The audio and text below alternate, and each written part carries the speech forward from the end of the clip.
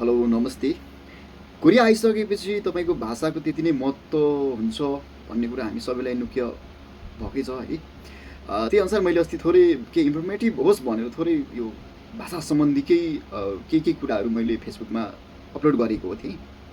त्यस पछाडि इनबक्समा 2-3 जना साथीहरूले चाहिँ मलाई होइन कसरी पढ्ने भाषा पढ्नको लागि के गर्ने भन्ने कुरामा प्रश्न गर्नुभएको थियो र मेरो पनि त सोसियोनेट आइडी केपिपी टेस्टको लागि आइडी बनाइदिनुहोस् न भनेर 2-4 म्यासेज इनबक्समा पनि आएको थियो।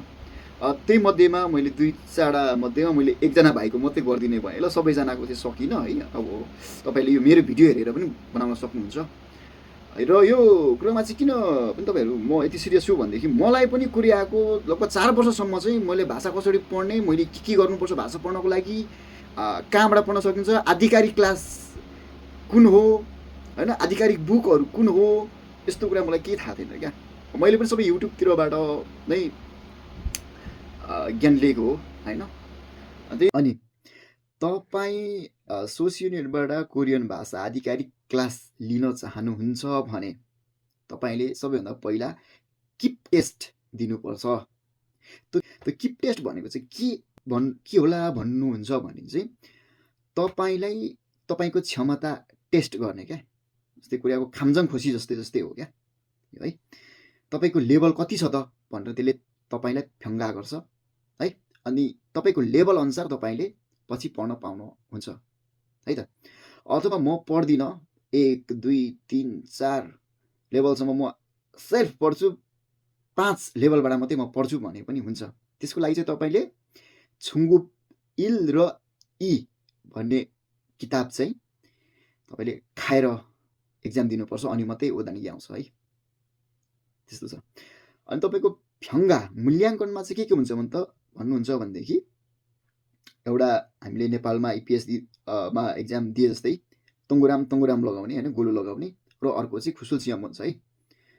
खुसुल सियम भनेको के हो भन्नुहुन्छ भने तपाईँको स्किल के छ कि कति छ भने त्यहाँ चेक गर्ने त हो तपाईँलाई त्यहाँ होइन। खुसुल सियम त्यस्तो फरक छैन, त्यो युट्युबतिर भिडियोहरू पनि प्रशस्तै छ, त त्यता हेर्नुभयो पनि हुन्छ। तपाईँलाई यो भन्दै म स्क्रिन रेकर्डतिर लान चाहन्छु। तपाईँलाई मोबाइलबाट मैले इजी तरिकाले सबैले बुझ्ने भाषामा सिकाउन गइरहेको छु है त। तपाईँ कुनै पनि एउटा ब्राउजरमा जानुहोला है। ब्राउजरमा गइसकेपछि तपाईँले www.socinet.go.kr थिचेर तपाईँले सर्च बटन क्लिक गर्नुहोला है त। अनि त्यस पछाडि तपाईँको यस्तो इन्टरफेस खोज्छ, यसलाई थात्की गरेर वेवन खाइब अप्सनमा क्लिक गर्नुपर्ने हुन्छ है। त्यस पछाडि यस्तो इन्टरफेस खोल्छ, तपाईँले यसलाई केही गर्नु पर्दैन, थुङ्गे हामीदामा क्लिक गर्ने है। अनि त्यसपछि वेवन खाइबमा थिच्ने। त्यस पछाडि यस्तो इन्टरफेस आउँछ है, र तपाईँले सायद हङ्गा प्रोग्राममा क्लिक गर्नुपर्ने हुन्छ है त, लगइन गर्ने है त। आइडीलाई छुम्बक वागिन गर्नुपर्छ है। यहाँ छ र यी आइडीहरू सायद हामीदामा क्लिक गर्नुभयो भने यस्तो इन्टरफेस आउँछ है। त्यस पछाडि पासवर्डहरू सेट गर्नुहोस् है, फिमेल भन्नुहरू, यो त तपाईँहरूलाई इजी नै भइहाल्छ, आइहाल्ने कुरा हो होइन। यहाँ मागेको कुराहरू चाहिँ तपाईँले सबै दिनुपर्छ, र तपाईँले यो स्टार भएको फिल्ड चाहिँ सबै नै तपाईँले फिलअप गरेको हुनुपर्छ है त। मागेको कुरा सबै दिनुपर्छ है।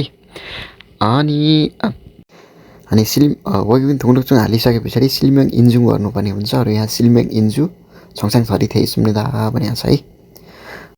अनि त्यस पछाडि खोयु सिकफेल बनोमा तपाईँले चेक लाउनु होला।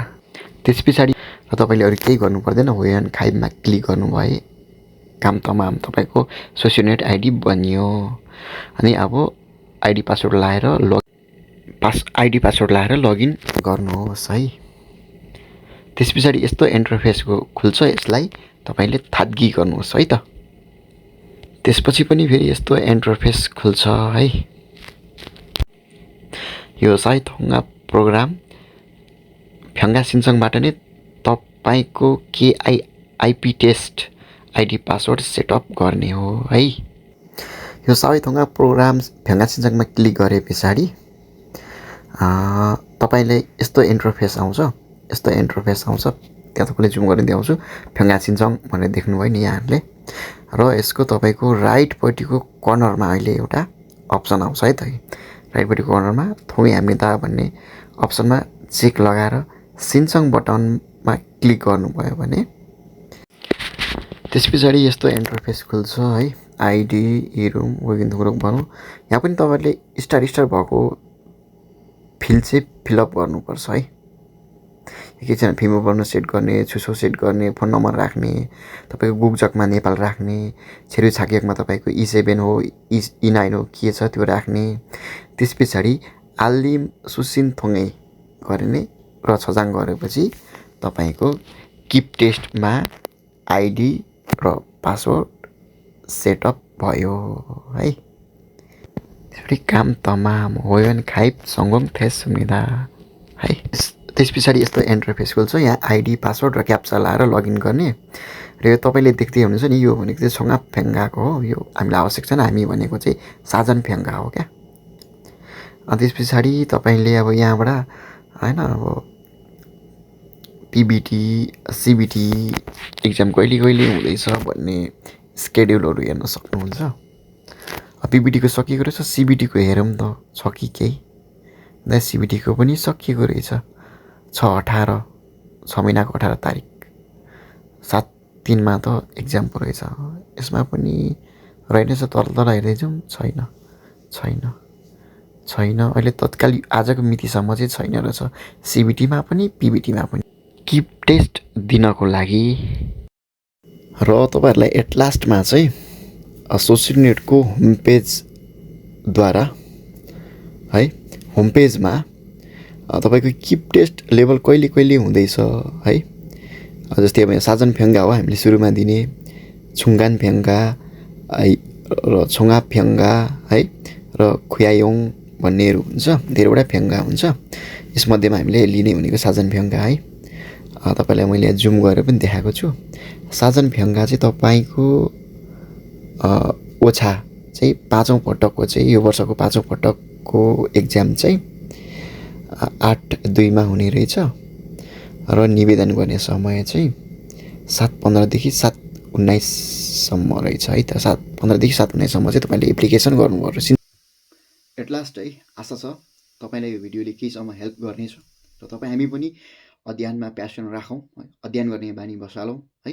र यति भन्दै तपाईँ स्वास्थ्य रहनुहोस्, मस्त रहनुहोस् है। See you in the next video. Bye by.